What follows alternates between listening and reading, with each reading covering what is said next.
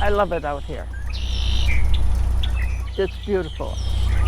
For Lillian Covert, Lake Wales is home. I like it. It's different than in the city. You know, it seems more, you got more privacy out here. And, oh, I don't know. I just like the space, the open space, you know. I sit there, I rock, I can watch the traffic go by, and it's just peaceful and quiet, relaxing.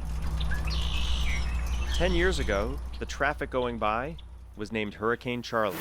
Well, there it goes! Tightly packed and rated a Category 4 when it made landfall, Charlie was an unwelcome visitor. We got in, we dug our way in the driveway. By that time, the water had come up, and we had to wade in water through the driveway, but we got in. Dug in and rallied together, and eventually put their home back together.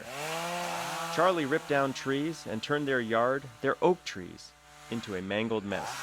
About 4 or 5 of them out there. And they fell down toward the house. Towards the house. But not on the house. But not on the house, no. We couldn't get in the house. We had to dig our way in. Had to do It that. was really something to see. Yeah. But it didn't bother me. Watching it on TV was somebody else. Right. Somebody and something else was just around the corner. First Charlie, then Francis, then Jean. In Lake Wales, many residents weathered the 2004 storm season with faith, but even churches were not spared. First Baptist Church of Lake Wales, it's just off the main drag.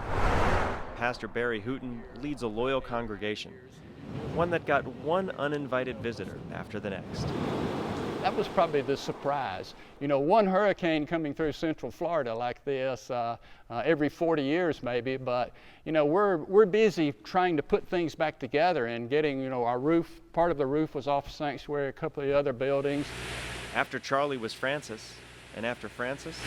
Then, 3 weeks later, who would expect, we hit a third one, and of course it came then from the East Coast, and it came across over here and it just finished us off. The rest of what roof was still on, it took it all off, so now we've lost, you know, totally everything. Hurricane Charlie. There was no choice but to rebuild. That was the easy part. While no one died in Lake Wales during Hurricane Charlie, 2 people did pass in the recovery effort. The hardest things that I had to do during the entire thing, it wasn't my house, it wasn't the church. But as I sat there at Lakeland in the emergency room, waiting on his wife to get there to be with the doctors to tell them that her husband had passed away. An impossible moment of grief and a pastor's reflection on a sense of community. When I look back, that's what I see. It was a time when people come together and they gave. It wasn't about taking, it was about giving.